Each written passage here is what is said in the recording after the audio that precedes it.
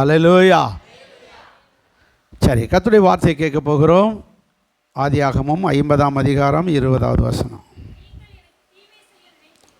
நீங்கள் எனக்கு தீமை செய்ய நினைத்தீர்கள், தேவனோ காக்கும்படிக்கு நன்மையாக முடிய பண்ணினார். நீங்கள் எனக்கு தீமை செய்ய நினைத்தீர்கள், தேவனோ அதை நன்மையாக முடிய பண்ணினார். நல்ல பிதாவே, இந்த வசனத்துக்காக ஜெபிக்கிறோம்.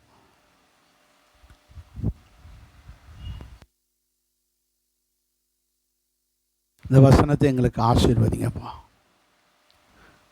கடந்த வாரத்தில் யோசேப்பு வாழ்க்கையில் வந்த தீமைகளை அவருக்கு எப்படி நன்மையாக முடிய பண்ணினீர் என்று தியானித்தோம். இன்றைக்கு எங்களோடு பேசுவீராக, இன்றைக்கு எங்களோடு பேசுவீராக, இன்றைக்கு எங்களோடு பேசுவீராக. ஆண்டவரே, எங்களோடு இடைபடுவீராக.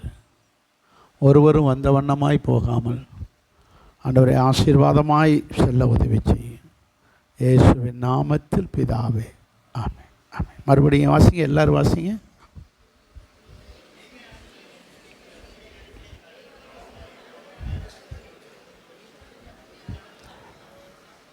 பிரைஸ் தி லார்ட், அல்லேலூயா.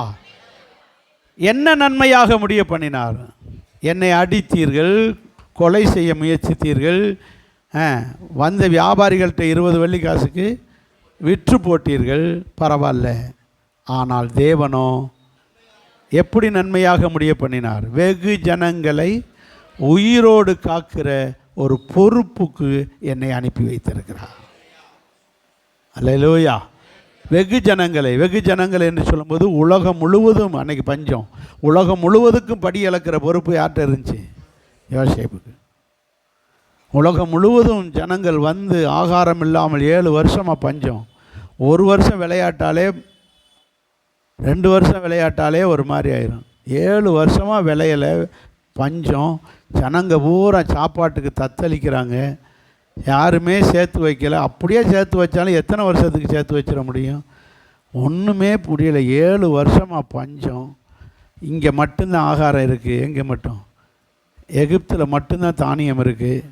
அவ்வளவு ஜனங்களும் எகிப்துக்கு படையெடுக்கிறாங்க. வந்தால் யார் தான் கொடுக்கணும்? யோசேப்பு தான் சாப்பிடணும். அவ்வளவு ஜனங்களுடைய பசியை போக்கி அவ்வளோ பேருக்கு தானியத்தை கொடுத்து ஆதரிக்கிற ஒரு ஒரு ஒரு ஒரு பெரிய ஒரு பொறுப்புக்காக எனக்கு வந்த தீமைகளை நன்மையாக மாற்றினார். அல்லேலூயா. இன்னொரு மனுஷனுக்கு நடந்த தீமையை கர்த்தர் எப்படி நன்மையாக மாற்றினார் என்று இன்றைக்கு பார்க்க போகிறோம். வாசிங்கள். ஆதியாகம புஸ்தகம் 49வது அதிகாரம்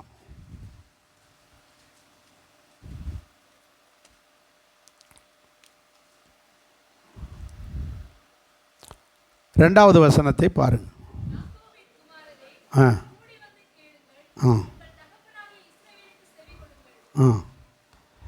யாக்கோபு மரண தருவாயில் இருக்கிறார். அந்த நாட்களிலே மரிக்கும்போது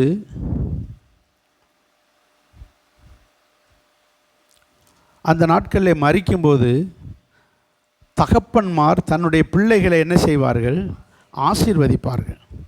அப்போ என்ன சொல்கிறாங்களோ அது அப்படியே அவங்க வாழ்க்கையில் நடக்கும். இன்றைக்கி அந்த பழக்கம் இருக்குது கிராமத்தில். அவங்க அப்பா என்ன சொல்லிட்டு சேர்த்தாரு? நல்ல வாக்கு. என்ன சொல்லிட்டு சேர்த்து, அவங்க அம்மா என்ன சொல்லிட்டு சேர்த்துச்சு? இன்றைக்கும் மரண தருவாயில் இருக்கிறாங்க. என்ன சொல்லிட்டு சேர்த்தாங்க?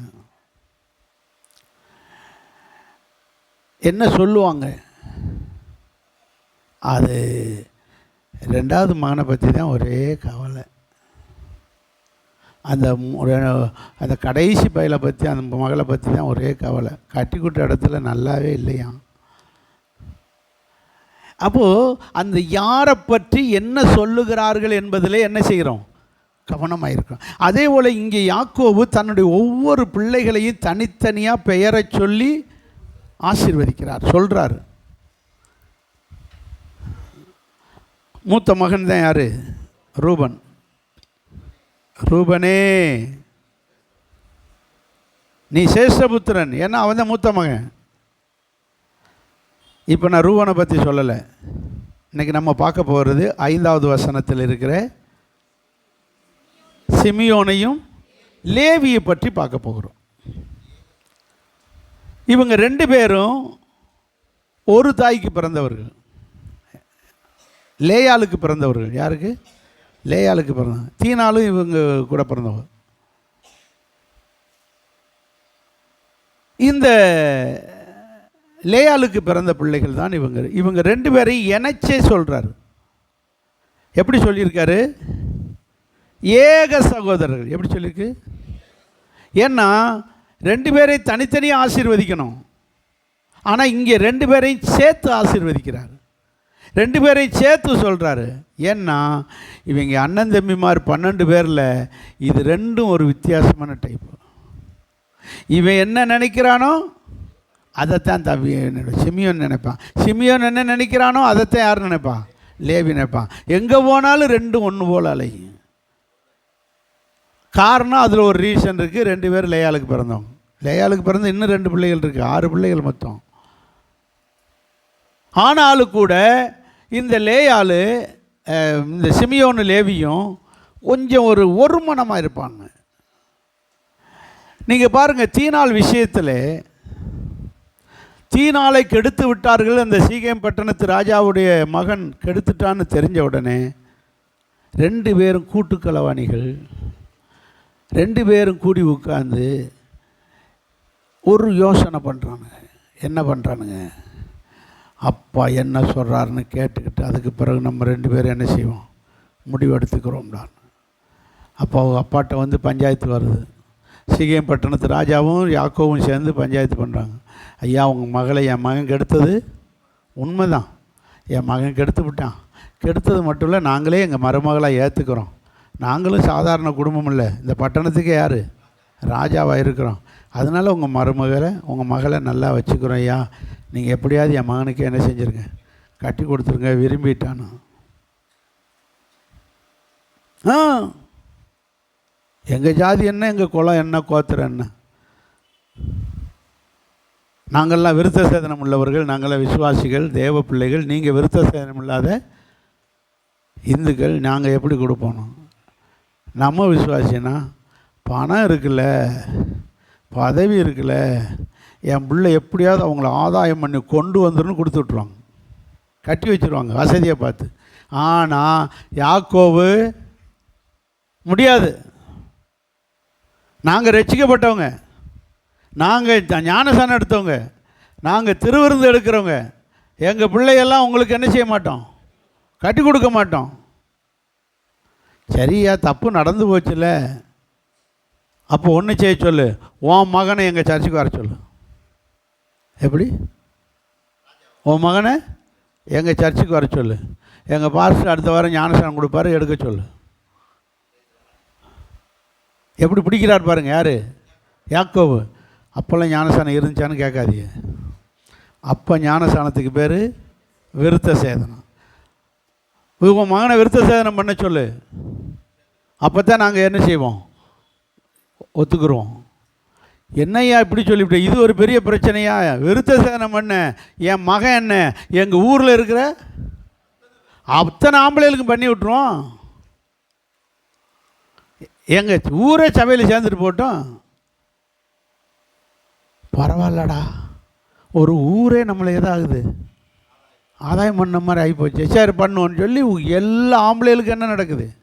விருத்த சேதனம் நடக்குது. இப்போ 2 பயல்களும் ஒரு யோசனை பண்ணுறான். யார்? சிமியோனும் லேவியும் யோசனை பண்ணுறான். என் தங்கச்சியை கெடுத்தவனுங்களை விருத்த சேதனம் மட்டும் பண்ணட்டும், நல்ல புண்ணு வந்துடும்ல, அன்னைக்கு வச்சுக்கிறேன் இருங்கடான்னு சொல்லி 2 பேரும் பிளான் பண்ணி அதே மாதிரி விருத்த சேதனம் பண்ணி 3ஆம் நாளில் பொண்ணு வந்து எவனுமே எந்திரிக்க முடியாமல் கூடாரத்துக்குள்ள கிடக்கிறாங்க. இவங்க 2 பேரும் அருவாளை தீட்டிக்கிட்டு இருக்கான். யார்? சிமியோனும் லேவியும் கொலை செய்வதற்கு ஒருமனப்பட்டார்கள். இரவோடு இரவாக போய் சீகேம் பட்டணத்தில் இருக்கிற ஆண்கள் முழுவதையும் வெட்டி கொன்று போட்டார்கள். கொலை செய்வதற்கு ஒருமனப்பட்டவர்கள், தீமை செய்வதற்கு ஒருமனப்பட்டவர்கள். இதைத்தான் யாக்கோபு அதுக்கு பிறகு கடைசி காலத்தில் ஜனங்களை பிள்ளைகளை ஆசீர்வதிக்கும் போது சொல்கிறார் பாருங்கள், 5ஆம் வசனத்தில், சிமியோனும் லேவியும் ஒரே மாதிரி தனித்தனியாக பிறந்தாலும் சிந்திக்கிறது செய்கிறது எல்லாத்துலேயும் என்னது ஒரு மனம். ஏகன்னா என்னது ஒரே மனசு, ஒன் மைண்டு, ஏக சகோதரர்கள். அவருடைய பட்டயங்கள் அவங்க அருவாள் பூரா கொடுமையின் கருவிகள். எதுக்கு அருவாளை தூக்குறதுக்கு? அஞ்சல் கொடுமையின் கருவிகள்.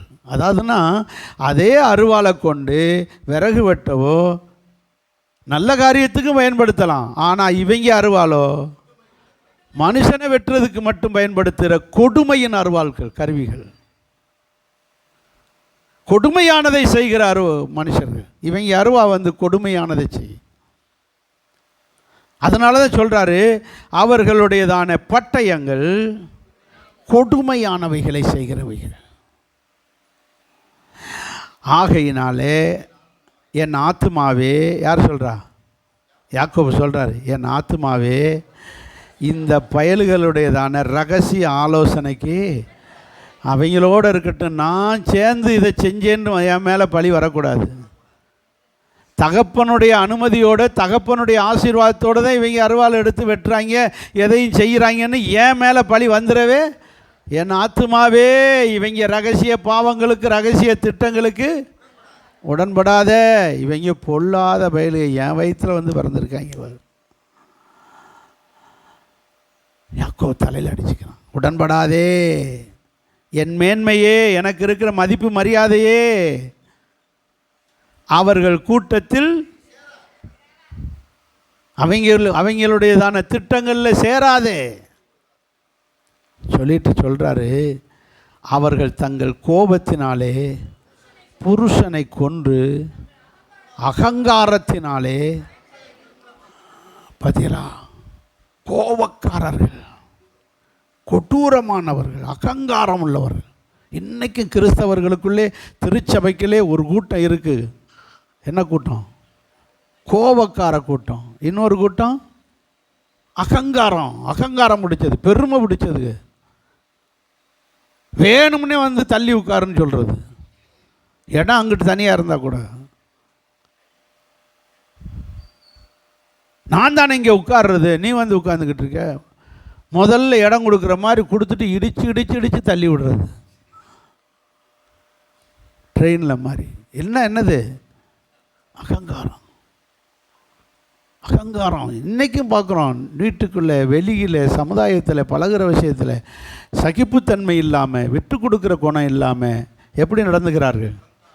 அகங்கிறாங்க. வாயில் வேற தோத்திரம் சொல்லிக்கிறது, தோத்திரம் தோத்திரம் தோத்திரம்னே செய்கிறது பூரா அகங்காரம்னு என்னது? ப்ரௌடு, பெருமை, பெருமையாக நடக்கிறது. ஒரு கிறிஸ்தவன் இந்த இந்த இந்த இந்த இந்த லேவி சிமியோனை போல தான் இன்னைக்கு இருக்கிறாங்க. இந்த லேவி சிமியோனை போல இன்றைக்கு இருக்கிறார்கள். அப்போது இவங்களுடைய கோபத்தை சொல்கிறாரு, அகங்காரத்தை சொல்கிறாரு, அவங்க ஒருமனப்படுற விஷயத்தை பார்க்குறாரு. அவங்க கையில் இருக்கிற அருவா பூரா எப்படிப்பட்டது? கொடுமையை செய்கிற அருவாளாக வச்சுருக்காங்க. இப்படிப்பட்டவர்களாக இருக்கிறதுனாலே அவர்களுக்கு ஒரு ஆசீர்வாதம் சொல்கிறார் பாருங்க. 7ஆம் வசனம், அடுத்த வசனத்தில், உக்கிரமான அவர்களுடைய கோபமும் கொடுமையான அவர்களுடைய மூர்க்கமும் என்ன சொல்கிறார் பாருங்க, சாபம். யாராவது தான் பெத்த பிள்ளையை சபிப்பீங்களா? சபிப்போமே. துட்டு கொடுக்காட்டா நீ விளங்கவே மாட்டடா.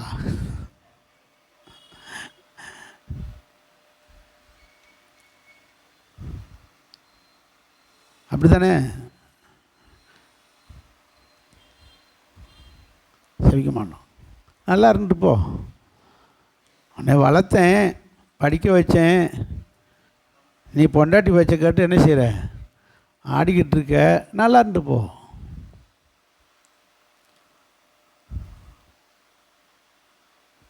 அப்படின்னு சொல்லியாவது நம்ம அந்த மனவேதனையை போக்குவோமே ஒழிய மனசார என்ன வராது, சபிக்க மனசு வராது. அப்படி தானே? நல்லாண்டு போ, அப்படி தான் நம்ம மனசில் வரும். ஆனால் ஒரு தகப்பன் மனசார தன் பிள்ளைய சபிக்கிறார் பாருங்க. அவங்க கோபத்தை, மூர்க்கத்தை, அவங்க செயல்களை எல்லாம் சபிக்கிறார் பாருங்க. அப்படி என்றால் இங்கே சிமியோனும் லேவியும் தகப்பனிடத்தில் சாக போகிற நேரத்தில் எதை வாங்குறாங்க? சாபத்தை வாங்குறாங்க. இப்படி சாபம் என்கிற தீமையை தகப்பன் கொடுக்கிறார். யாருக்கு? லேவிக்கு. ஆனால் தேவனோ அந்த சாபத்தை நன்மையாக முடிய பண்ணினார். புரிஞ்சவங்க அல்லையா சொல்லுங்க. எப்படி முடிய பண்ணாருன்னு இப்போ விளக்கி சொல்கிறேன். ஒரு மனுஷனுடைய சாபம் ஆசீர்வாதமாக மாறும், நம்முடைய ஆட்டிடியூடு மாற்றும். 12 கோத்திரத்திலேயே விஐபி கோத்திரம்னு 2 இருக்கு. விஐபி கோத்திரம் யாருன்னு சொல்லி நீங்கள் குறித்து வச்சுக்கோங்க, எத்தனை கோத்திரம் இருக்குன்னு. இப்போ முதல் லேவிக்கு வரேன். லேவி இப்பொழுது சபிக்கப்பட்ட ஒரு மனுஷனாக நிற்கிறான். தகப்பன் சபிச்சிட்டாரு. சபிக்க கடவுதுன்னே சொல்கிறார். எப்படி கடவுது? கோபமும் மூர்க்கமும் உங்கள் செயல்களும் என்ன செய்ய கடவுது? சபிக்கப்பட கடவுது. நீங்கள் இருவரும் ஒன்றா இல்லாமல் என்ன செய்ய கடவீர்கள்? ஏக சகோதரன் ஆரம்பித்தார் 5ஆம் வசனத்தில். லேவியும் சிமியோனும் ஏக சகோதரன் சொல்கிறாரு. 7ஆம் வசனத்தில் அவர்கள் 2 பேர் என்ன செய்ய கடவர்கள்? பிரிய கடவர். அதுக்கு பிறகு பாருங்கள், இந்த சாபத்துக்கு பிறகு 2 பேர் பிரிஞ்சிட்டாங்க. இல்லைன்னா எங்கே போனாலும் 2ம் சேர்ந்தே போகிறவனுங்க. இப்போ லேவி தனியாக, சிமியோன் தனியாக பிரிஞ்சிட்டாங்க. யார் கண்ணு போட்டாங்களோ 2 பேரும் சேர்ந்தே சர்ச்சுக்கு வந்துக்கிட்டு இருந்தோம். இப்போ என்ன செஞ்சிட்டோம்? பிரிஞ்சிட்டோம். ஃபஸ்ட்டு நல்ல காரியத்துக்கு ஒன்று சேர்ந்தால் கர்த்தர் ஆசீர்வதிப்பார். நீ ஒன்று சேர்ந்து உபவாச கூடத்தை கட்டடிச்சிட்டு ஊர் சுற்றினா பிரிய கடவுது. ஆராதனைக்கு வராமல் நீங்கள் ஒன்று சேர்ந்து ஊர் சுற்றினால் உங்கள் ஏக சகோதரர்கள் என்ன செய்ய கடவுள்? பெரிய கடவுள். உபவாச கூடத்தை போட்டு குற்றாலத்துக்கு போக சொல்லுது, புளியோதரையை கட்டிக்கிட்டு. நீங்கள் என்ன செய்ய கடவர்கள்? ட்ரெயினில் வரும்போதே பெரிய கடவர்கள். போட்ட சாபங்களில் ஒன்று என்னது? இந்த யூனிட்டி, ஒரு மனம் என்ன செய்யுது? பிரிய கடவுது. பாருங்கள் 5-7 வசனத்தில், யாக்கோபிலே அவர்கள் பிரியவும் இஸ்ரவேலிலே அவர்கள் சிதறவும் பண்ணுவேன். சிமியோனு லேவி பிரிஞ்சு சாபம். அதுக்கு பிறகு பாருங்கள், பைபிள் முழுவதுலையும் சிமியோனு லேவி ஒன்றாவே இருக்க மாட்டாங்க. ஒன்றாவே இருக்க மாட்டாங்க. இப்போது பிரிஞ்சு எல்லாரும் எங்கே இருக்காங்க? எகிப்தில் இருக்காங்க. எகிப்தில் இருந்து பழுகி பெருகி எடுத்து திரும்ப என்ன செய்கிறாங்க? மோசே தலைமையில் வர்றாங்க. வரும்போது வனாந்திரத்தில் ஒரு சம்பவம் நடக்குது. என்ன நடக்குது? மோசே மலையில் ஜெபம் பண்ண போயிட்டார். மோசே மலையில் ஜெபம் பண்ண போனார். நான் போய் கர்த்தர்கிட்ட போய் உத்தரவு வாங்கிட்டு வரேன். ஆண்டவர் தான் சொன்னார், உன் ஜனங்களெல்லாம் விட்டுட்டு நீ மட்டும் மலையில் ஏறி வான்னார். அப்போ ஜனங்கள்கிட்டலாம் சொல்லிட்டாரு, எப்பா யாருமே மேலே வந்துடாதிய, மலை எப்படி இருக்கும்? அக்னியாக சூடாக இருக்கும். ஆடு மாடு கூட மேய வரக்கூடாது. யாருமே மேலே என்னை தேடி வரக்கூடாது. வந்தியன்னா கருகி போயிடுவிய. அதனால் யாரும் மலையில் என்னை தேடி வராதிய, நான் மட்டும் போயிட்டு வரேன்னார். இப்போ இவங்க 2 பேரும் போகிறாங்க. யார் 2? மோசே மட்டும் போகிறாரு. மேலே 2 பேரும் இருக்காங்க. கர்த்தரும் மோசே மட்டும் 2 பேரும் உட்காந்துருக்காங்க. மலை பூரா அப்படியே சூடாக இருக்குது, அக்னியாக இருக்குது. யாரும் மலைக்கிட்ட போக முடியல. மேலே இவங்க 2 பேரும் குழு குழுன்னு இருக்காங்க. யார்? ஏசப்பாவும் மோசையும் குழு குழுன்னு எழுந்தேன்னா சாப்பாடு எப்படி 40 நாளாக சாப்பிடாமல் இருந்தார் அப்படின்னா பரலோகத்துலேருந்து யார் சாப்பாடு கொண்டு வந்திருப்பான்? சொல்லுங்கள். தூதர்கள் சாப்பாடு கொண்டு வந்துடும்? நோ, சாப்பிடவே இல்லை. ஏசப்பா கூட இருந்தால் பசியே வராது. 3 நாளாக ஜனங்க பிரசங்கம் கேட்குறாங்க, ஒருத்தர் கூட என்ன செய்யலை, பசிக்கலை. இப்போவும் சொல்கிறேன், நீ சாப்பிடாம தான் வந்திருக்கிய, 3 நாள் நடக்க போகுது கூட்டம். ஐயா சாமி இப்போவே போட்டியை கேட்டு ஓடுறேன்றீங்களா? பசிக்காது. ஃபாஸ்டிங் பிரேயருக்கு வந்து பாருங்கள், சாப்பிடாமல் வந்து பாருங்கள், பசிக்கவே பசிக்காது. அது அந்த தேவ பிரசனத்தை உணர்ந்தவங்களுக்கு தான் தெரியும். அந்த தேவ பிரசனம் பசியை எடுக்காது.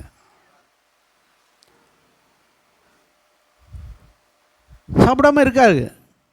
இப்போது ஜனங்கள் எல்லோரும் தேடுறாங்க, என்னடா போனவரை காண, மிருகம் எதுவும் அடித்து தின்றுச்சா, என்ன ஆச்சுன்னு தெரில அப்படின்னு சொல்கிறாங்க. ஆரோன்கிட்ட நெருக்கிறாங்க, ஏப்பா உங்கள் அண்ணன் உன் தம்பியை காணோம், என்ன ஆச்சுன்னு பாரு, என்ன ஃபோனாக இருக்குது பேசுகிறதுக்கு, வருவாயா இருயா, இன்னைக்கான நாளைக்கான முன்னுக்கான, ஓ என்ன செய்யணும். இப்போது நம்மளோடு பேசுகிறது கர்த்தருடைய சத்தமும் இல்லை, மோசையும் இல்லை, என்ன செய்யணும்னு தெரியல. ஜனங்க எல்லாரும் செய்கிறாங்க, நம்மளை வழிநடத்தி கூட்டிகிட்டு போக நமக்கு ஒரு சாமியை உண்டாக்கும்னு அவங்கவுங்க கழுத்தில் காதில் கிடக்கிற நகையை பூரா கலட்டி, நகையை என்ன செய்வோம், கலட்டி அடகு வைப்போமா, நகையை பூரா கலட்டி என்ன செஞ்சாங்க, ஒரு சாமி உண்டாக்குனாங்க. நல்லா பாருங்கள், அங்கே ஒரு கன்றுக்குட்டியை உண்டாக்கினாங்க. நந்தி, கன்றுக்குட்டிக்கு பேர் என்னது, நந்தி கடவுளை உண்டாக்கினாங்க. நல்லா கவனிக்க வேண்டிய ஒரு சத்தியம். இப்போது இவங்க கன்றுக்குட்டியை உண்டாக்குறது யாருக்கு தெரியும், கர்த்தருக்கு தெரியும். ஆனால் யாருக்கு தெரியாது, மோசைக்கு தெரியும். அங்கே 10 கட்டளை எழுதி கொடுக்குறாரு. இப்போ தான் முத எபிரேய மொழி எழுத்து வடிவமாகிறது. எபிரேய மொழி என்ன செய்யுது, எழுதப்படுகிறது. முத எபிரேய மொழியை எழுதினவர் சொல்லுங்க, ஏசப்பா தான். ஏசப்பா எபிரேய மொழி என்ன செய்கிறாரு, எழுதுகிறாரு. எபிரேய மொழி 22 எழுத்து. ஒவ்வொரு எழுத்துக்கும் நம்பர் உண்டு. ஒவ்வொரு எழுத்துக்கு என்ன உண்டு, நம்பர் உண்டு. ஒவ்வொரு எழுத்துக்கும் ஒரு படமும் உண்டு, ஒரு உருவம் உண்டு.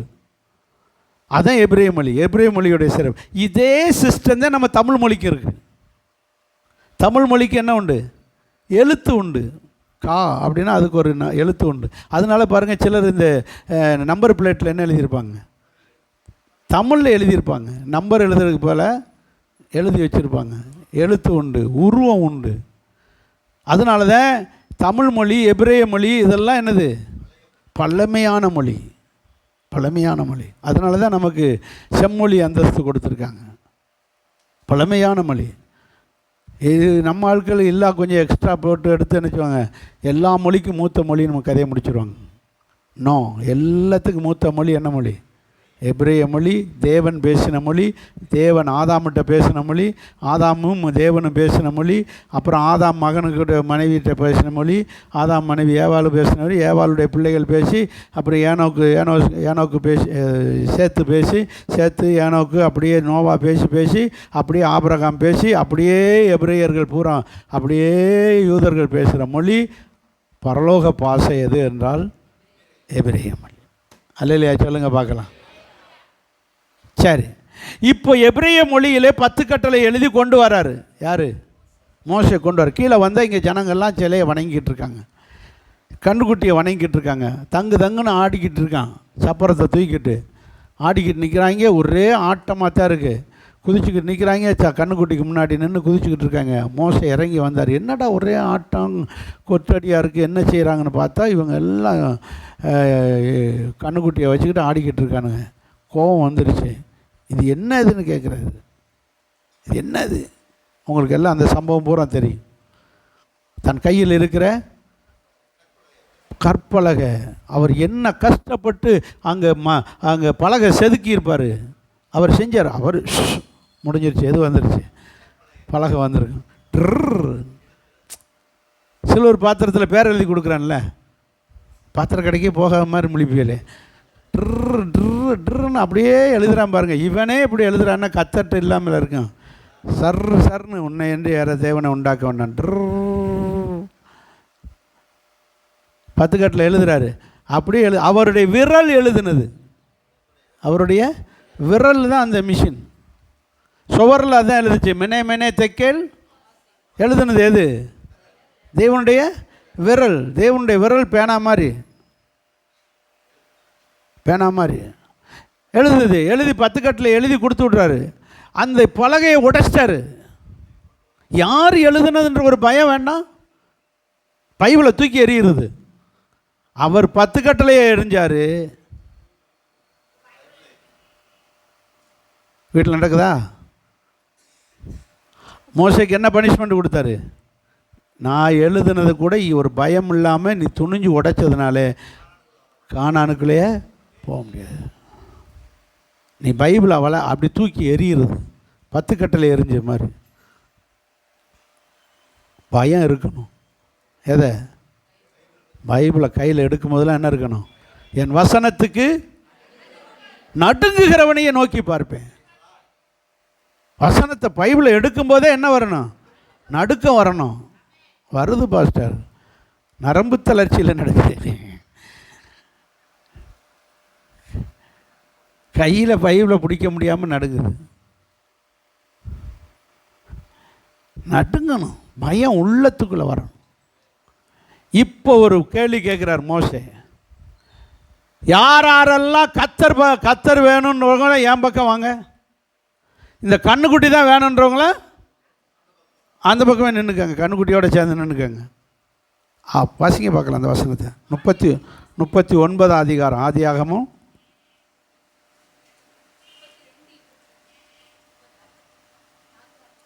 யாத்திராகமும்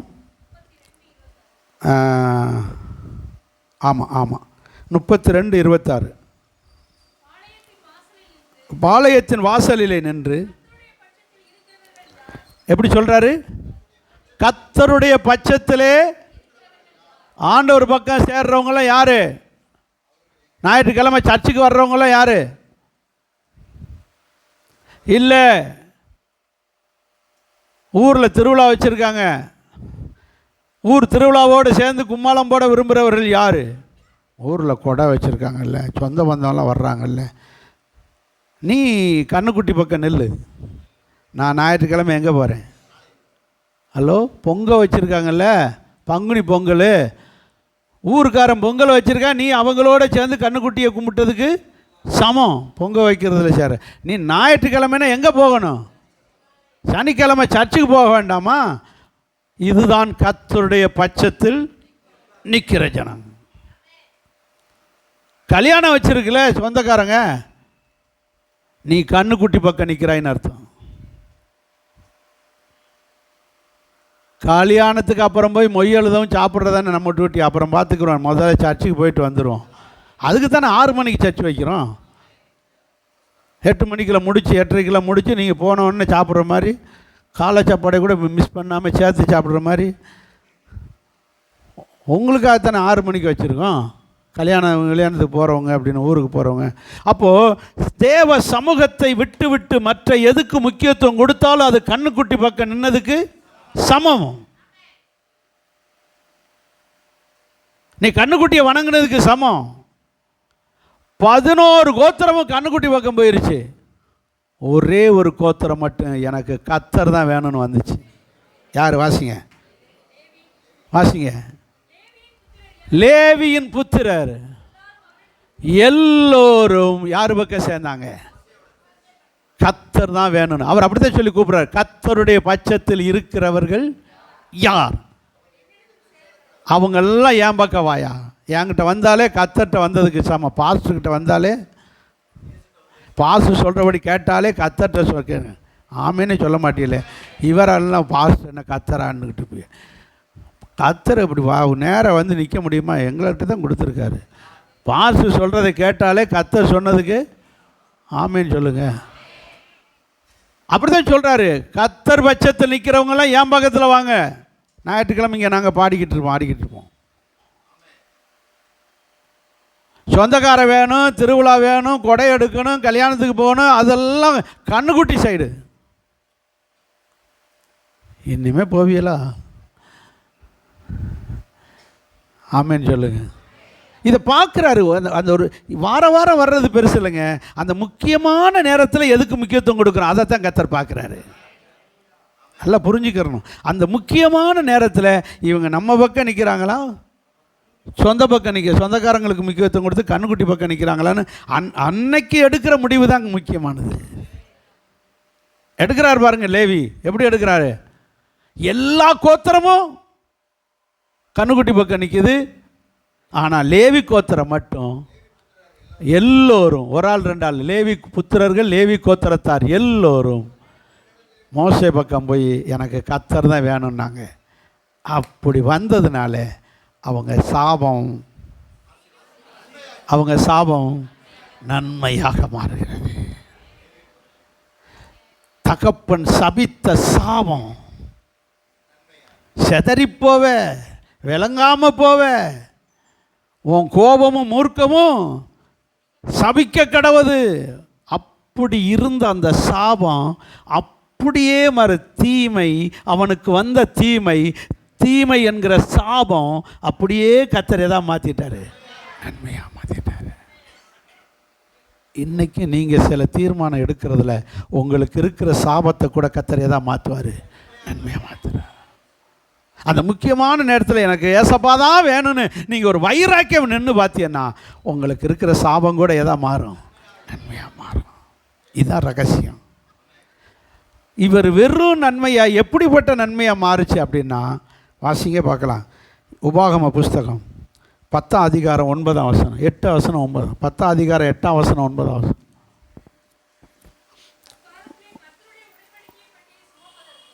கர்த்தருடைய உடன்படிக்கை பெட்டியை சுமப்பதற்கும் இந்நாள் வரைக்கும் நடந்து வருகிறது போல கர்த்தருடைய சந்நிதியிலே நின்று ஆராதனை நடத்துவதற்கும், சர்ச்சு நடத்துறதுக்கும் ஆராதனையை நடத்துவதற்கு செய்வதற்கும் அவருடைய நாமத்திலே ஜனங்களை ஆசீர்வதிக்கிறதுக்கும் கர்த்தர் லேவியின் புத்திரர்களை,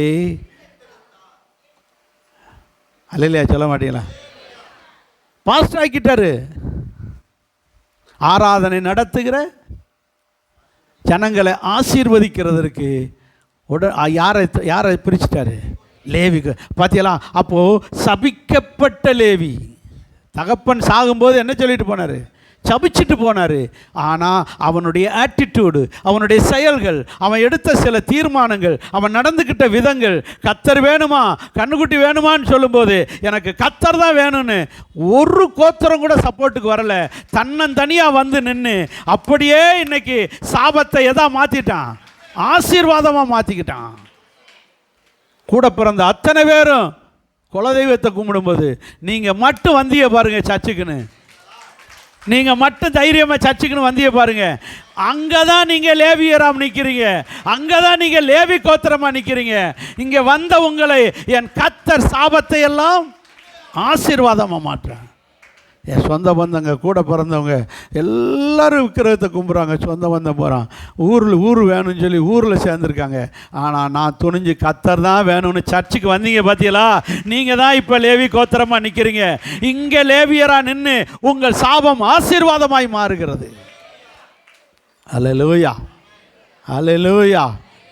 நீங்கள் இப்படி உங்களுக்கு இருக்கிற தீமையை கூட கர்த்தரே தான் மாற்றுவார், நன்மையாக மாற்றுவார். அல்லேலூயா சொல்லுவோமா? அல்லேலூயா. இப்படி லேவி கோத்திரத்துக்கு வந்த தீமையை நன்மையாக மாற்றினான். இந்த லேவி கோத்திரம் தான் ஆண்டவருக்கு ஊழியம் செய்கிற கோத்திரம். அதனால தான் மோசே, ஆரோன், பர்னபா எல்லாம் என்ன கோத்திரம்? பைபிளில் 2 கோத்திரம் விஐபி கோத்திரம் சொன்னேன். எது? ஒன்று லேவி, இன்னொன்று யூதா. யூதா கோத்திரம் தான் தாவீது கோத்திரம். என்ன கோத்திரம்? ஏசப்பா பிறந்த கோத்திரம். இந்த யூதா கோத்திரம் நாட்டை ஆளுகிற கோத்திரம். அவங்க தலைமுறையை யார் தான் அரசனாக வர முடியும் சொல்லுங்கள்? யூதா கோத்திரம் தான் நாட்டை ஆளுகிற கோத்திரம். தாவீது வம்சம்தான் நாட்டை என்ன செய்ய முடியும்? ஆள முடியும். லேவி கோத்திரம் தான் ஆண்டவருக்கு ஊழியம் செய்கிற கோத்திரம், ஆரோனுடைய கோத்திரம். ஆரோனுடைய பிள்ளைகள் லேவி கோத்திரம் மட்டும்தான் ஆராதனையில் சர்ச்சுக்களை வந்து தேவனுக்கு என்ன செய்கிற கோத்திரம்? ஆராதனை செய்கிற கோத்திரம். அப்போ தலைமுறையாக கர்த்தருக்கு ஊழியம் செய்கிற, ஆராதனை செய்கிற, ஜனங்களை ஆசீர்வதிக்கிற ஒரு கோத்திரம் எது என்றால் லேவி கோத்திரம். 2 விஐபி கோத்திரம். இது ஆளுகிற கோத்திரம், இது ஆசீர்வதிக்கிற கோத்திரம், ஊழியம் செய்கிற கோத்திரம், லேவி கோத்திரம். புரிஞ்சுதா? அல்லேலூயா. அப்போது நீங்கள் எடுக்கிற சில தீர்மானங்கள் உங்கள் சந்ததிக்கே ஆசீர்வாதம். நீங்கள் செய்கிற சில காரியங்கள் தான் உங்கள் தலைமுறைக்கும் ஆசீர்வாதத்தை தரும். உங்கள் மேலே இருக்கிற சாபத்தை கூட அது என்ன செஞ்சிடும்? ஆசீர்வாதம் மாற்றிடும். கர்த்தர் உங்களை ஆசீர்வதிப்பாராக. இப்படி லேவி கோத்திரத்துக்கு வந்த தீமையை கர்த்தர் என்ன செஞ்சார்? யோசேப்புக்கு இருந்த தீமையை நன்மையாக மாற்றினது போல் லேவிக்கு வந்த தீமையை கூட, சாபத்தை கூட ஆசீர்வாதம் மாற்றினார். இன்னொரு சம்பவத்தை நான் உங்களுக்கு சொல்கிறேன். எஸ்தர் புஸ்தகத்துக்கு வாங்க. எஸ்தர் புஸ்தகத்தில், எஸ்தர் புஸ்தகம் ஒரு முக்கியமான சம்பவம். என்ன நடந்தது? இஸ்ரவேல் ஜனங்கள் யாவரும் பாபிலோனிய மன்னனால் சிறைப்பட்டு போய் கிடக்கிறார்கள் 120 தேசத்தில். பிறகு கோரேஸ் மன்னன் காலத்தில் அவர்கள் எல்லாரும் விடுவிக்கப்பட்டு எல்லாரும் எங்கே திரும்பிட்டாங்க? எருசலேமுக்கு திரும்பி வந்துட்டாங்க. திரும்பி வந்தால் எல்லாரும் வரல. ஒரு 10% 20% என்ன செஞ்சிட்டாங்க? தங்கிட்டாங்க. ஒரு 10% தங்கிட்டாங்க. மீதி எல்லாரும் திரும்பிட்டாங்க. அப்படி திரும்பாமல் அங்கே இருக்கிற வேலையை சாக்கு சொல்லி, பிஸ்னஸை சாக்கு சொல்லி, வசதியை சாக்கு சொல்லி அங்கேயே இருந்துக்கிட்டாங்க. அப்படி இருந்தவர்களிலே மொர்தெக்காய், எஸ்தர், இப்படி ஒரு கூட்டம் உண்டு. ஏன்னா அவருக்கு என்ன வேலை கிடச்சிருக்கு? அரண்மனையில் வேலை கிடச்சிருக்கு. ராஜாவுடைய அரண்மனையில் வேலை. கவர்மெண்ட் வேலையை ரிசைன் பண்ணிவிட்டு எப்படி ஊழியத்துக்கு வர்றது? கவர்மெண்ட் வேலையை விட்டுட்டு எப்படி அங்கே போனால் எருசலேமில் போய் கஷ்டப்படணுமே. அதனால் நான் இங்கே கவர்மெண்ட் வேலையில் இருக்கேன்னு அங்கேயே இருந்துட்டார். யார்? மொர்தெக்காய். இவர் மட்டும் இல்லை, ஒரு கூட்டமே இருந்துட்டாங்க. அதனால் எஸ்தர் புஸ்தகத்தில் கர்த்தர்ன்ற வார்த்தையே இல்லை. எஸ்தர் புஸ்தகத்தில் மட்டும் என்ன கிடையாது? கர்த்தர்ன்ற வார்த்தை கிடையாது. அதனால் அந்த புஸ்தகத்தை ஒதுக்கிற முடியுமா? ஏன்னா கர்த்தர் செஞ்ச செயல் இருக்கிறதுல என்ன இருந்தாலும் என் ஜனங்க தானே, அப்பா அம்மா வேணும்னு வராட்டாலும் பொண்டாட்டி வயசை கேட்டுக்கிட்டு அவன் அங்கேயே ஊரில் கிடந்தாலும் கிடக்கிட்டு போகிறேன் அப்படின்னு சொல்லிட்டாலுமே மனசில் என்ன செய்யுது? பிள்ளை மேலே ஒரு பாசம் இருக்குமா? அது மாதிரி ஆண்டவருக்கு இந்த யூதர்கள் மேலே ஒரு பாசம் உங்களுக்கு எல்லாம் தெரியும். அங்கே ஆமான் என்ற ஒரு மந்திரி இருந்தான். ஆமான் என்ற ஒரு மந்திரி. அவன் ஒரு ஆணவம் பிடிச்சவன், அகங்காரம் பிடிச்சவன். அவன் வரும்போதெல்லாம் எல்லாரும் ராஜாவை கும்பிடுற போல் அவனை வணங்கணும்னு நினைப்பான். சில மந்திரிகள் அப்படி இருக்காங்க. ஸ்டாலினுக்கு கொடுக்குற மரியாதை இவங்க எதிர்பார்ப்பாங்க.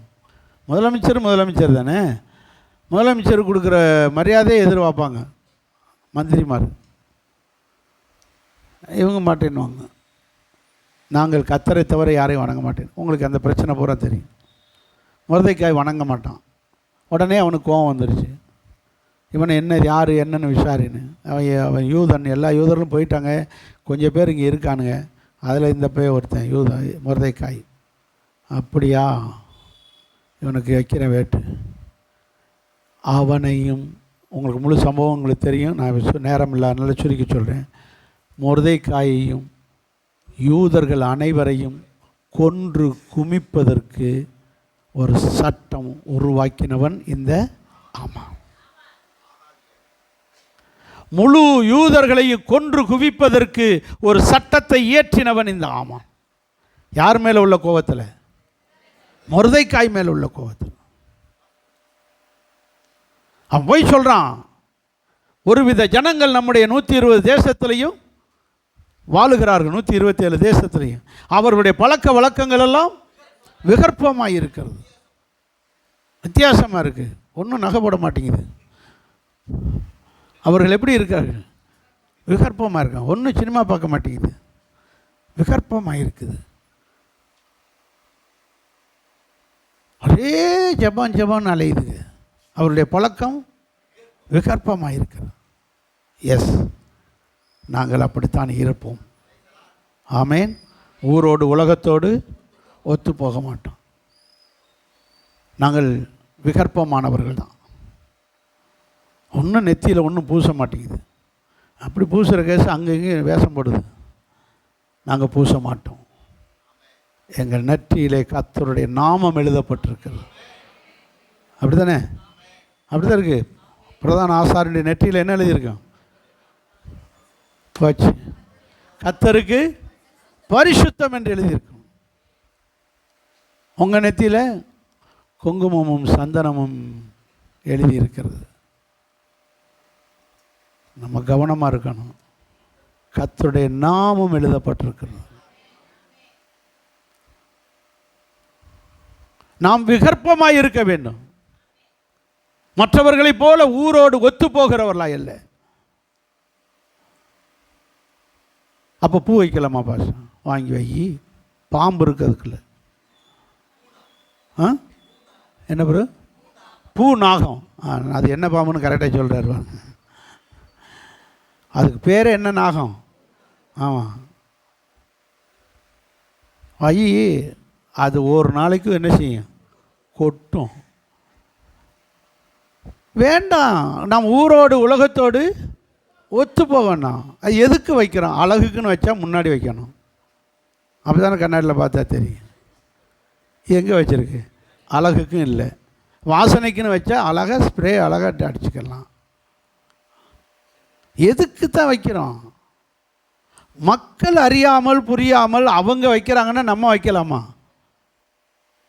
வாசனைக்கு எவ்வளவோ இருக்குது.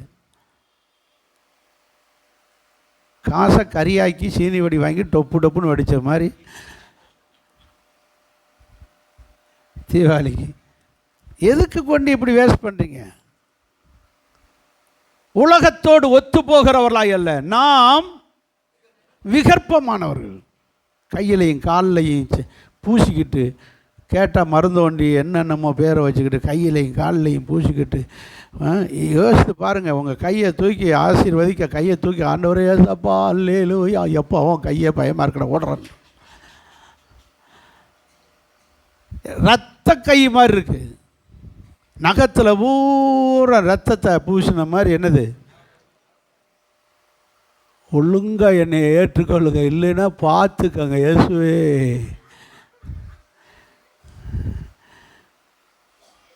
என்ன விசுவாசிகள்! உலகத்தோடு நாம் விகற்பமானவர்கள், உலகத்துக்கு வேறு பிரிக்கப்பட்டவர்கள். தேவைன்னா தேவையானதை வச்சுக்கோங்க, தேவையானதை பின்பற்றுவோம். தேவையில்லாத உலகத்தோடு ஒத்து முடி, ட்ரெஸ்ஸு, காரியங்கள் எல்லாத்துலேயும் அப்படித்தான். நம்ம உலகத்தோடு ஒத்து போகிறவர்களாய் அல்ல. உலகத்துக்கு எப்படிப்பட்டிருக்கு? வேறு. இப்போது இப்படி வேறு பிரித்து வாழ்ந்ததுனாலே மொர்தெக்காய்க்கு வந்த தீமையை, என்ன தீமை? என்ன தீமை? வாசிங்க 6ஆம் அதிகாரம் 4ஆம் வசனம். எஸ்தர் புஸ்தகம் 6ஆம் அதிகாரம். அவனுக்கு வந்த தீமை என்ன?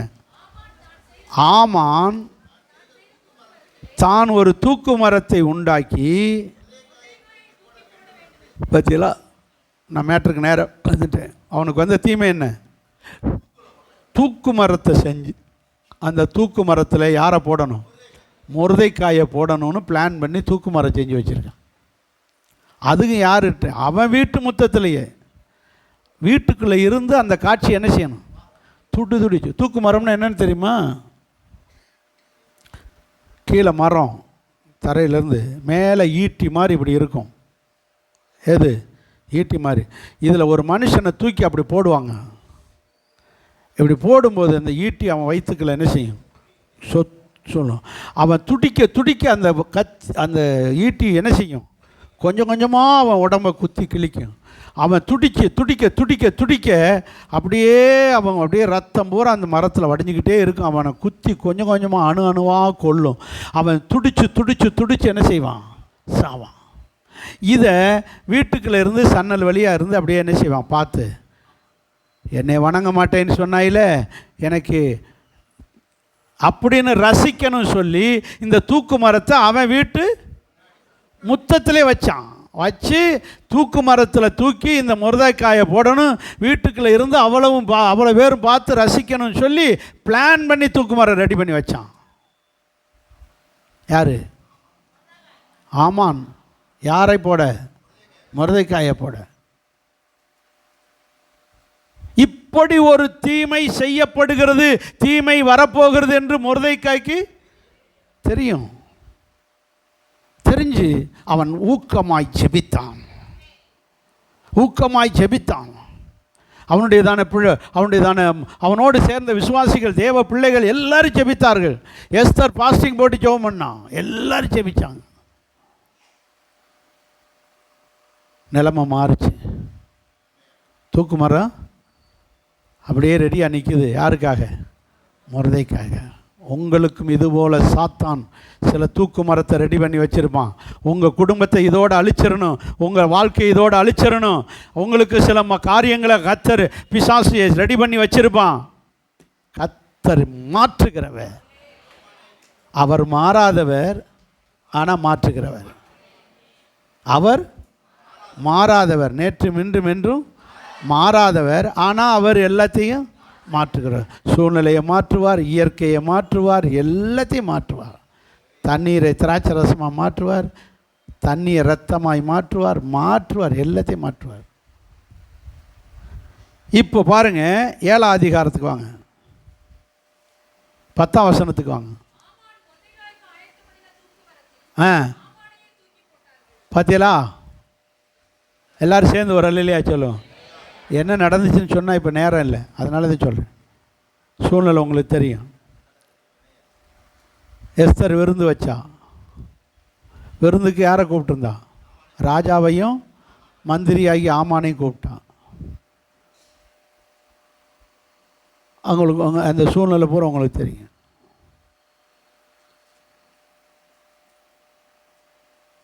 எங்களுக்கு இப்படி ஒரு தீமை நடக்க போகுது, எங்கள் ஜனங்களை பூரா கொல்ல போகிறாங்கன்னு. யார் உனக்கு இப்படி இந்த உட்காந்து தின்னுக்கிட்டு இருக்கானே, இந்த என்ன கொடுத்தாலும் திங்கிறதுக்குன்னு ஒரு கூட்டம் இருக்கு.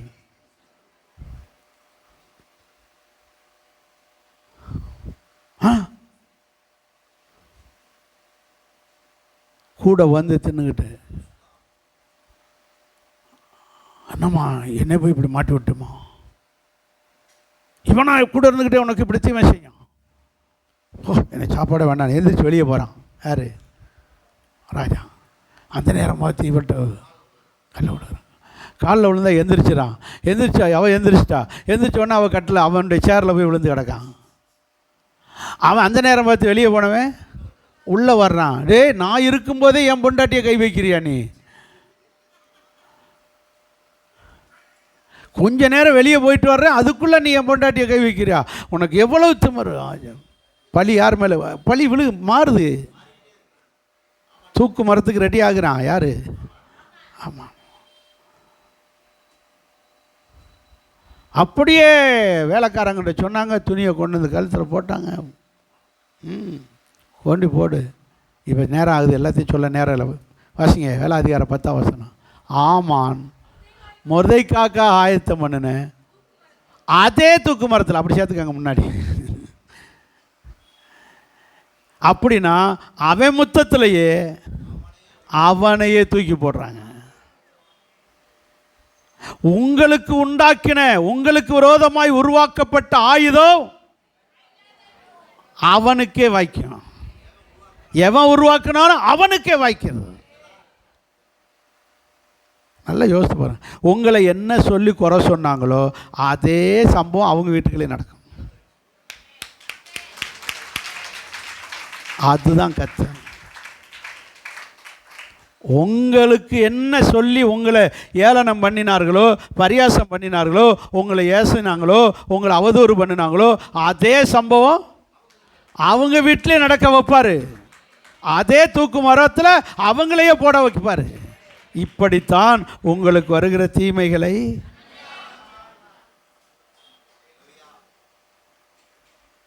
மொர்தெக்காய்க்கு வந்த தீமை அப்படியே நன்மையாக மாட்டினான்.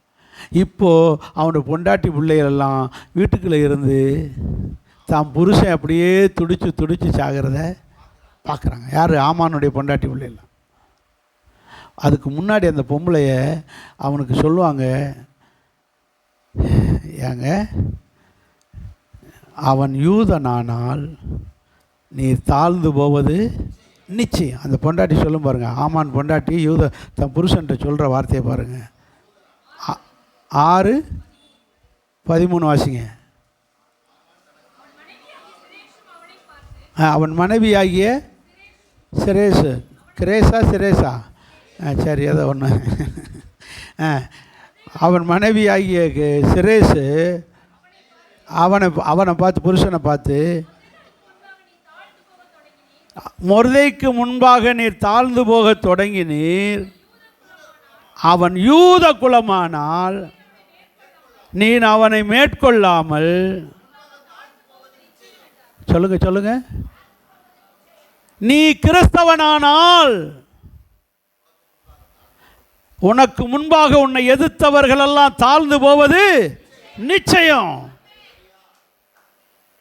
நீ ஒரு உண்மை கிறிஸ்தவனாய் இருந்தால், மொர்தெக்காயை போல ஒரு உண்மை கிறிஸ்தவனாய் இருந்தால், உன்னை எதிர்த்தவர்கள் எல்லாம் தாழ்ந்து போவது நிச்சயம். அது கட்டின புருஷனாக இருந்தாலும் சரி, கட்டின மனைவியாக இருந்தாலும் சரி, அல்லது பெத்த பிள்ளைகளாக இருந்தாலும் சரி, கூட பிறந்த சகோதரன் சகோதரியாக இருந்தாலும் சரி, யாராக இருந்தாலும் சரி, உன்னை எதிர்த்தவர்கள் தாழ்ந்து போவது நிச்சயம். உங்களுக்கு வருகிற தீமையை நன்மையாக முடிய பண்ணுவா, நன்மையாக முடிய பண்ணுகிறார். இந்த மொர்தெக்காய்க்கு வந்த தீமையை கர்த்தர் எப்படி முடிய பண்ணுகிறார்? நன்மையாக முடிய பண்ணுகிறார். ஒன்றை மனதில் வைத்துக் கொள்ளுங்கள், நம்முடைய தேவன் உண்மையுள்ளவர்.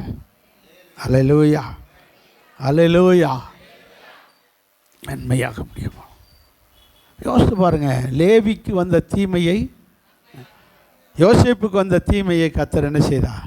நன்மையாக முடிய பண்ணினார். லேவிக்கு வந்த தீமையை நன்மையாக, இங்கே மொர்தெக்காய்க்கு வந்த தீமையை. இதனுடைய ரிசல்ட் என்ன நன்மை தெரியுமா? 8ஆம் அதிகாரம் 15 வசனம் சொல்லுது,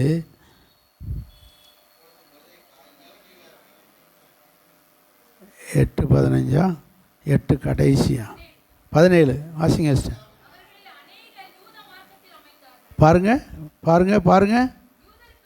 யூதருக்கு பயப்படுகிற பயம். சொல்லுங்க சொல்லுங்க சொல்லுங்க சொல்லுங்க, எல்லாரும் சேர்ந்து ஒரு அல்லேலூயா சொல்லுங்க. யூதருக்கு பயப்படுகிற பயம்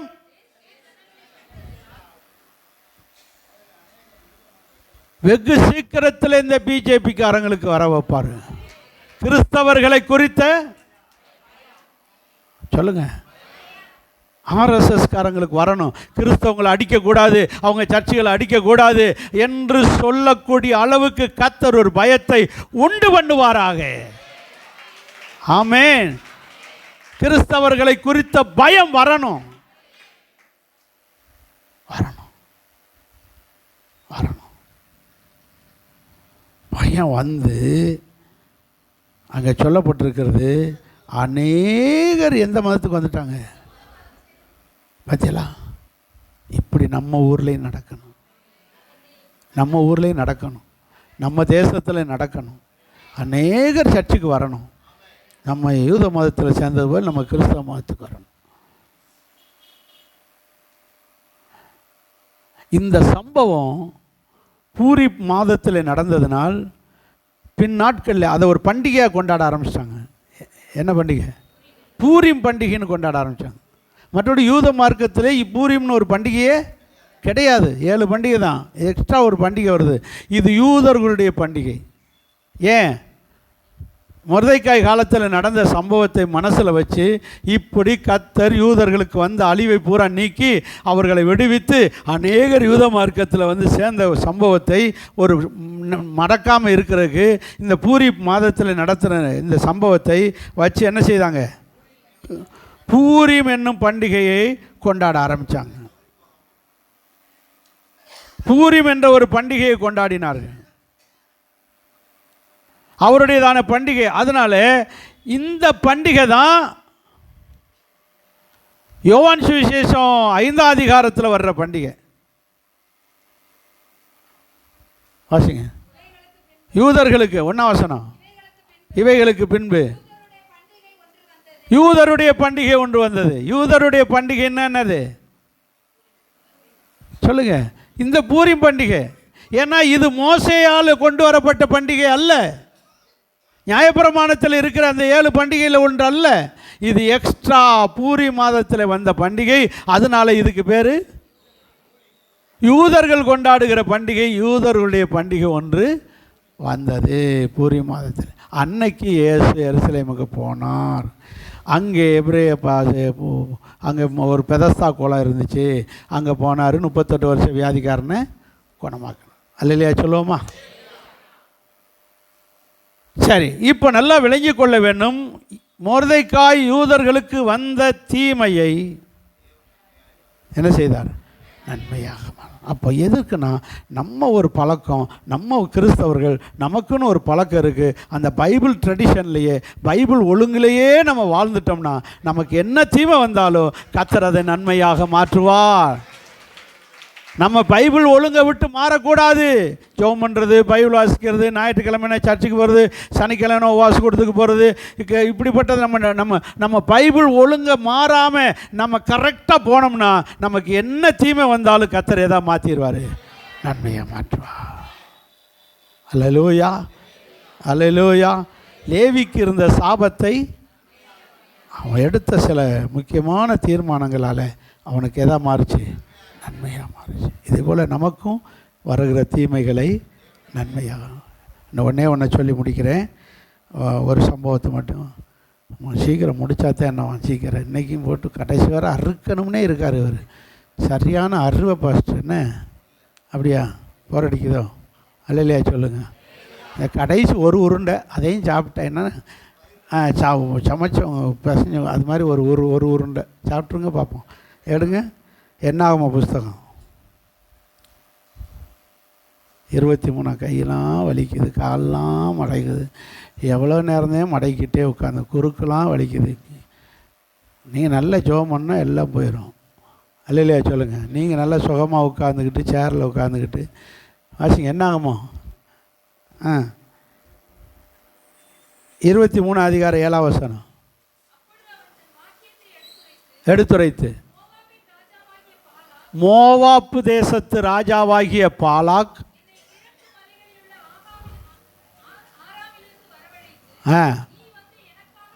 நீ வந்து பிழையாம் என்பது ஒரு தீர்க்கதரிசி.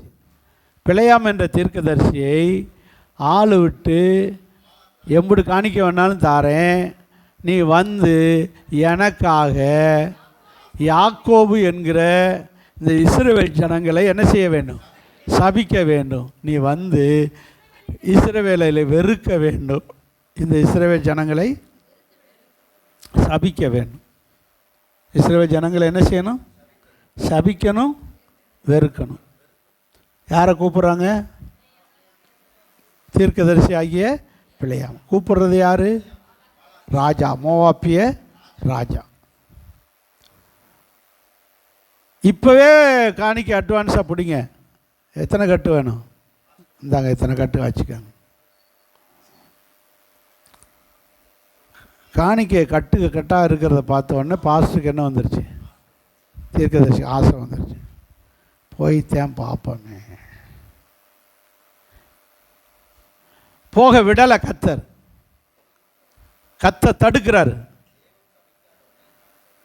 தடுக்கிறாரு. தடுத்து என்ன செய்கிறாரு? கழுதையை கொண்டு போய் சுவரில் வச்சு முட்டை வைக்கிறாரு. அப்போவே புரிஞ்சுக்கிறணும், இது தேவனுடைய சித்தமே இல்லை. ஒவ்வொரு காரியத்தையும் நீங்கள் புரிந்து கொள்ளுங்க. ஒரு காரியத்தை செய்ய போகிறீங்க, அதில் நிறைய தடை வருதுன்னா அதில் தேவ சித்தம் இல்லைன்னு புரிஞ்சுக்கிறணும். அதையும் மீறி நான் அப்படித்தான் போவேன், அப்படித்தான் செய்வேன்னா உருவின பட்டயத்தோடு யார் வந்து நிற்கிறான்? தூதன் வந்து நிற்கிறான். ஒன்று உனக்கு வெட்டு, இல்லைன்னா உன் கழுதைக்கு வெட்டு.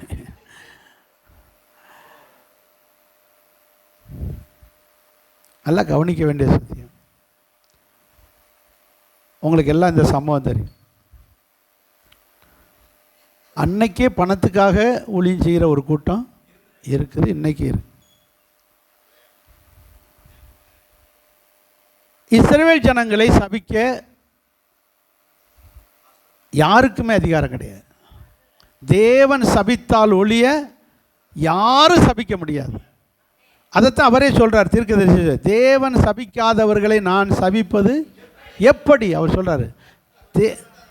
கர்த்தர் வெறுக்காதவனை நான் வெறுப்பது எப்படி. இங்கே தான் நம்ம கிறிஸ்தவர்கள் கவனிக்கணும். நம்மளை கர்த்தர்ட்ட மட்டும் கரெக்டாக நடந்துக்காங்க. எந்த மனுஷனுக்கும் எந்த பாஸ்டருக்கும் எந்த ஊழியக்காரனுக்கும் பயப்பட வேண்டிய அவசியமே இல்லை, இன்க்ளூடிங் எனக்கும் சேர்த்து. சந்தோஷமாக இருக்குமே. உண்மைதான். நீங்கள் கர்த்தருக்கு பயந்து நடக்கிற விசுவாசியாக இருந்தால் யார் நம்மளை சபிச்சிருவாங்கன்னு பயப்பட வேண்டிய அவசியமே இல்லை. உங்களுக்கு ஆசீர்வாதமும் சாபமும் இங்கேருந்து தான் வரணும். எங்கேருந்து? ஊழியக்காரன் மூலம் தான் வரும். அதனால தான் இவரை ஜனங்களை சபிக்க, இஸ்ரவேலர்களை சபிக்க யாரை போய் கூட்டிகிட்டு வர்றாரு? பாஸ்டர், ஊழியக்காரன். அப்போது பாஸ்டர் நினச்சா ஜனங்களை சபிக்க முடியும். ஆனால் பாஸ்டர் சபிக்க முடியாது. கர்த்தர் சபித்தால் ஒழிய பாஸ்டர் சபிக்கவே முடியாது. கர்த்தர் வெறுத்தால் ஒழிய யார் வெறுக்கவே முடியாது. யார் வெறுத்தா மனுஷன் வெறுத்தா வெறுக்கட்டும், கர்த்தர் வெறுக்காத அளவுக்கு நடந்துக்கங்க. அல்லேலூயா சொல்லுங்க பார்க்கலாம். இப்போ இஸ்ரவேல் ஜனங்களுக்கு என்ன வருது? தீமை. இஸ்ரவேல் ஜனங்களுக்கு என்ன வருது? தீமை. என்ன தீமை? சபிக்கிற ஒரு நிலைமை, சாபம். இந்த சாபத்தை, பெரிய பிரச்சனை, இது பெரிய பிரச்சனை. இந்த சாபத்தை கர்த்தர் தீமையை நன்மையாக முடிய பண்ணுகிறார். என்ன பாடுபடுறார் பாருங்க கர்த்தர். அந்த சாபம் ஜனங்களுக்கு போய் சேர்ந்துடக்கூடாது, ஜனங்களுக்கு சாபம் வந்துடக்கூடாது. அவர்களுக்கு வருகிற சாபத்தை ஆசீர்வாதமாய் மாற்ற கழுதையை கை வைக்கிறார். கழுதை என்ன செய்யுது? போய் சுவரில் உரச வைக்கிறார். சுவர் கொண்டு போய் கழுதை என்ன செய்யுது? சுவரில் கொண்டு போய் உரசுது. கால் தேயுது. யாருக்கு? தீர்க்கதரிசிக்கு. சனியை முடிச்ச கழுதை, ரோட்டை பார்த்து போறியா? யாரை அடிக்கிறான்? கழுதை. ரோட்டை பார்த்து போறியா? சுவரில் கொண்டு உரசுறிய. அதையும் மீறி அடி வாங்கிக்கிட்டு அந்த கழுதை என்ன செய்யுது? போகுது. அடுத்து ஊர் நெருங்குதுன்னு தெரிஞ்ச உடனே தூதனை விட்டு மறைக்கிறாரு அருவாளோட. இது எதிர்த்து எதிர்த்து போக மாட்டேன்னு நிற்குது. இவன் போட்டு என்ன செய்கிறான்? அடிக்கிறான் கழுதைய. எல்லாம் விளங்கி கொள்ள வேண்டிய சத்தியம். ஏன் இந்த சம்பவம் நடக்குது? என் ஜனங்கள் சபிக்கப்படக்கூடாது. உங்களுக்கு ஒரு சாபம் இந்த ஆட்சியினாலும் சரி, எந்த ஆட்சியினாலும் சரி, மோடி வந்தாலும் சரி, ஜாடி வந்தாலும் சரி, மூடி வந்தாலும் சரி, யாராலையும் நமக்கு ஒரு சாபம் வந்துடக்கூடாது என்பதில் கர்த்தர் நம்ம மேலே கரிசனையாக இருக்கிற தேவன். அல்லேலூயா. இப்போ அவர் மாட்டிக்கிட்டு சீரழிகிறாரு எலெக்ஷன் கமிஷனால். எலெக்ஷன் கமிஷனும் அவரும் சேர்ந்து அடித்த கூட்டு கள்ள ஓட்டை போட்டு வந்து உங்களுக்கு எல்லாம் நியூஸ் பார்த்துக்கிட்டு இருக்கிறவங்களுக்கு தெரியும். எல்லா வண்டவாளத்தையும் வெளியே கொண்டு வருவார்.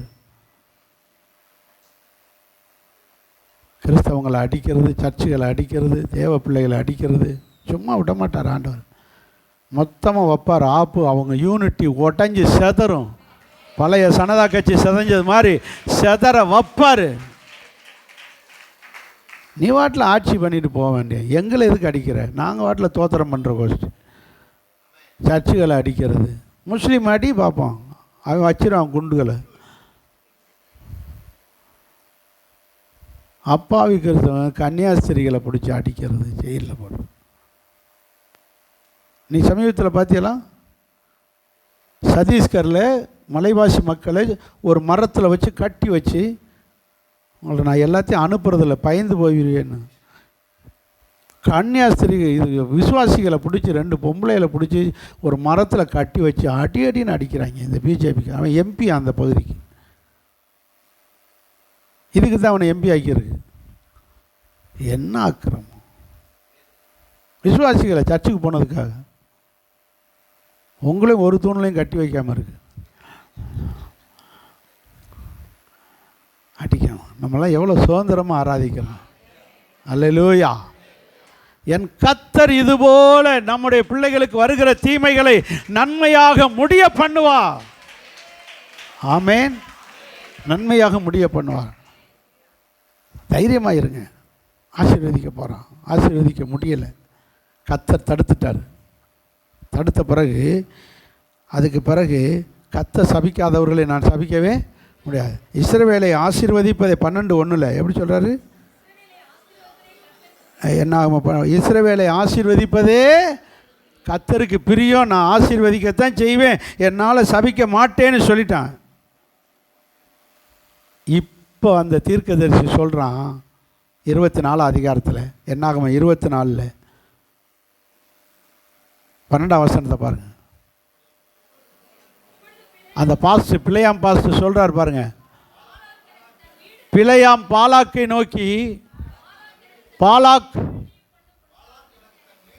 ஹலோ ராஜா கிங், ராஜாவாகிய பாலாக்கே, மோவாபிய ராஜாவாகிய பாலாக்கே, நீ எனக்கு தன் வீடு நிறைய வெள்ளியும் பொன்னும் கொடுத்தாலும் என் மனதார நன்மையாகிலும் தீமையாகிலும் செய்கிறதற்கு கர்த்தருடைய கட்டளையை மீறக்கூடாது.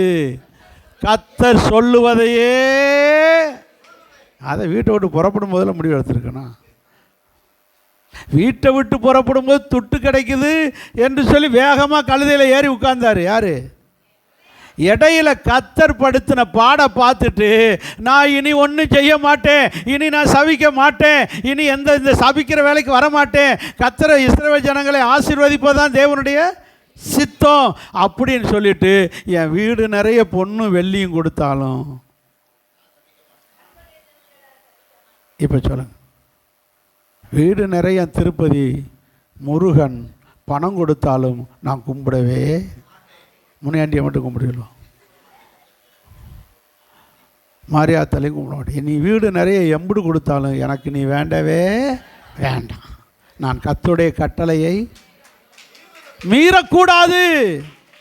சொல்லுங்க சொல்லுங்க. தருவான், பணம் தர்றேன், வா, உனக்கு எல்லா தொழிலையும் ஆசீர்வதிப்பேன், வா, எங்களை மாரியாத்தாவை கும்பிடு, தீக்குழி இறங்கு, நீ முனியாண்டியை கும்பிடு, கிடா வெட்டலாம், மாரியாத்தா இது வெட்டலாம், முனியாண்டி கிடா வெட்டலாம், கிடாக்கறி கிடைக்கும், வா வான்னு கூப்பிடுவான். நம்ம விசுவாசி போய் தின்னுட்டு வந்து உட்காந்துக்கிட்டு இருக்காங்க நல்ல பிள்ளை மாதிரி. எனக்கு தெரியும் யார் யார் போய் கிடாக்கறி தின்னவங்கன்னு.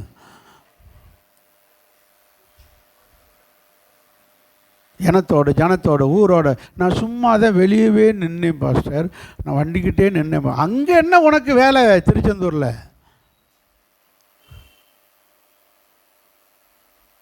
டூர் மாதிரி போனேன். டூர் என்னத்துக்கு போகிற? வேறு டூர் போடு. அவங்க கோயிலுக்கு போகிறாங்கன்னா அவங்க போயிட்டு போகிறாங்க, நீங்கள் உங்களுக்கு அங்கே என்ன வேலை? வித்தியாசமாக நாம் சில முடிவுகளை எடுத்து தான் ஆகணும்.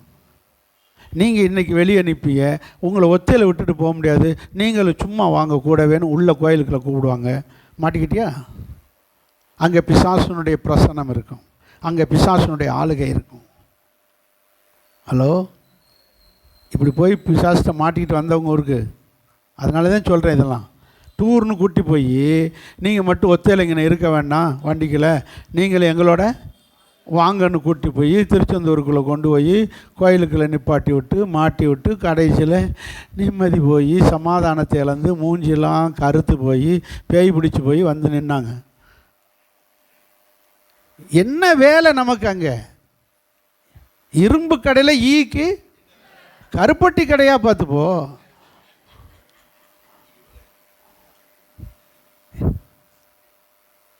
இங்கே தான் கருப்பட்டி வச்சுருக்கோமே, இதுதான் கருப்பட்டி கடை.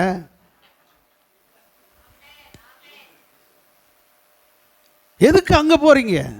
நம்ம நம்ம நம்ம நம்மளை பிசாசு இப்படித்தான் என்ன செய்வான்? வஞ்சிப்பான். குலதெய்வத்துக்கு கடா வெட்டுருவாங்க. வெட்டுவோமா? வாங்க எந்திரிங்க, வெட்டிடுவோம்.